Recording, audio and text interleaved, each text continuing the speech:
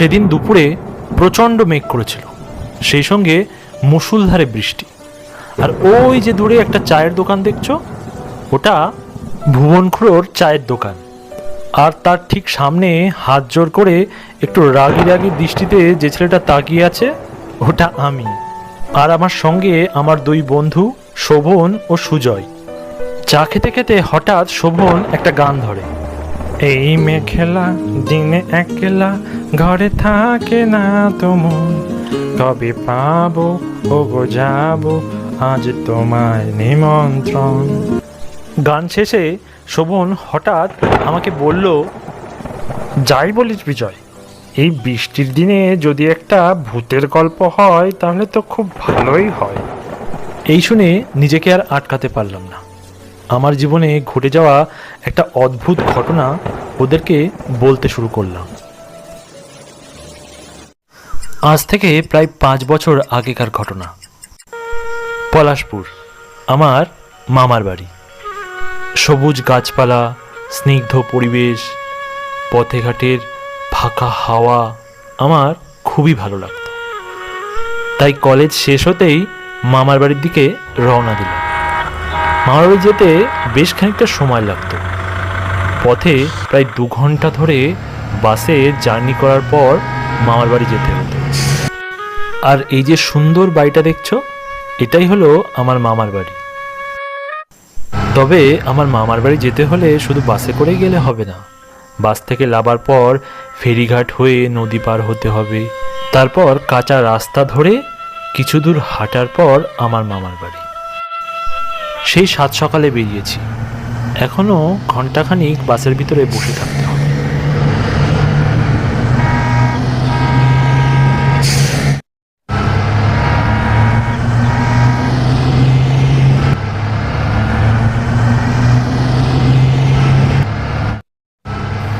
প্রায় ঘন্টাখানিক বাসে বসে থাকার পর শেষমেশ বাসটা পলাশপুর বাস স্টপে এসে পৌঁছালো।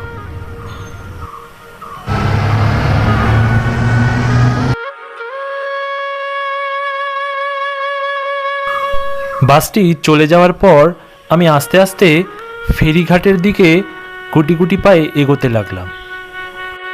বাস স্টপ থেকে ফেরিঘাট বেশ খানিকটা দূরে ছিল, তাই আর অন্য কোনো যানবাহন না ধরে পায়ে হেঁটেই ফেরিঘাটের দিকে হাঁটতে শুরু করলাম।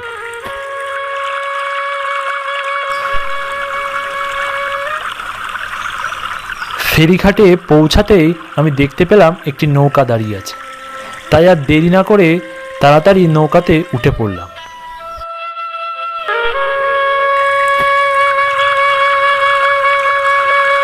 পলাশপুর গ্রামে এই অপরূপ সৌন্দর্য, প্রাকৃতিক পরিবেশ দেখতে দেখতে এগোতে থাকলাম।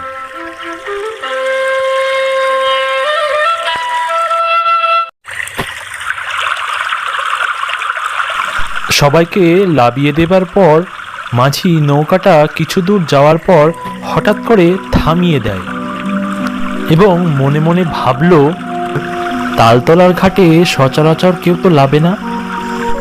তাই মাঝি বিজয়কে জিজ্ঞাসা করলো, বাবু, আপনাকে তো সচরাচর এই গ্রামের আশেপাশে দেখিনি, আপনি কি কোনো দরকারে এসছেন? না না না, কোনো দরকারে নয়, বেড়াতে এসছিলাম আমার মামার বাড়িতে। ও আচ্ছা আচ্ছা, বুঝলাম। তা কার বাড়িতে বেড়াতে আসছেন? ওই যে তালতলার মাঠ পেরিয়ে যে বড় বাড়িটা, সোমনাথ চ্যাটার্জি, ওটাই।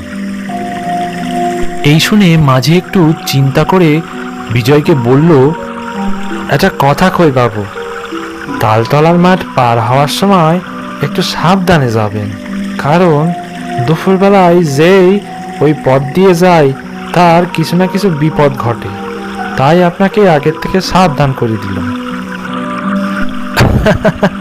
কেন, কোনো ভূত টুত ধরবে নাকি?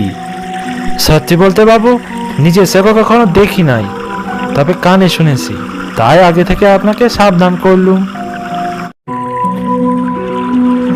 এরপর মাঝি আস্তে আস্তে তার নৌকা নিয়ে তালতলার ঘাটের দিকে এগোতে থাকে। বেশ খানিকক্ষণ যাওয়ার পর মাঝি তালতলার ঘাটে এসে পৌঁছায়। নৌকা থামলে বিজয় নৌকা থেকে নেমে আস্তে আস্তে হাঁটতে আরম্ভ করে।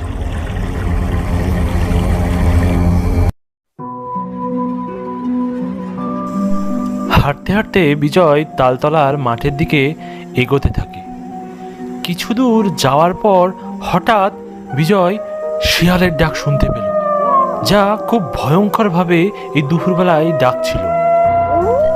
ভরা দুপুরবেলায় শিয়ালের ডাক শুনে বিজয় হঠাৎ থমকে গেল এবং সে লক্ষ্য করল তার সামনে কে যেন দাঁড়িয়ে আছে, গায়ে ডোরা ডোরা হলুদ রঙের দাগ, যা দেখতে খুবই ভয়ঙ্কর। ঠিক তখনই জলে একটা তাল পড়ল।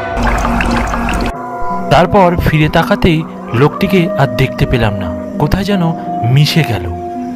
এরপর বিজয় ওখানে আর 1 মিনিটও না দাঁড়িয়ে চলতে শুরু করলো, কিন্তু কিছু দূর যেতেই ও এক ভয়ঙ্কর দৃশ্য দেখল। সে দেখল তাল গাছ থেকে কিছু ভূত অদ্ভুতভাবে লাফছে এবং বাতাসে উড়ে এক গাছ থেকে ও গাছে লাফিয়ে চলে গেল এবং ধীরে ধীরে গাছের মাথার দিকে মিশে যেতে লাগলো। এই দেখে বিজয় ওখানেই অজ্ঞান হয়ে পড়ে। জ্ঞান ফিরতেই বিজয় জানতে পারে মাঠের জমি চাষ করে বাড়ি ফেরার পথে তার মামা ও 2 চাষি বন্ধু তাকে রাস্তায় পড়ে থাকতে দেখে বাড়িতে নিয়ে আসে। বিজয়ের সাথে ঘটে যাওয়া এই ঘটনা তার মামাকে বললে সে জানতে পারে যে এই রকম ঘটনা তাদের গ্রামে প্রায়শই হয়ে থাকে, তবে আজ পর্যন্ত কারোর ক্ষতি হয়নি। আর এই রকম ঘটনার আসল কারণ কি তা এখনো এই গ্রামের লোকজন জানে না। গল্পটি ভালো লাগলে একটি লাইক করুন। এরকম আরও গল্প দেখতে চাইলে চ্যানেলটি সাবস্ক্রাইব করে পাশের বেল বাটনটি প্রেস করে দিন, কারণ ভবিষ্যতে এখানে আরও এরকম গল্প আসতে চলেছে।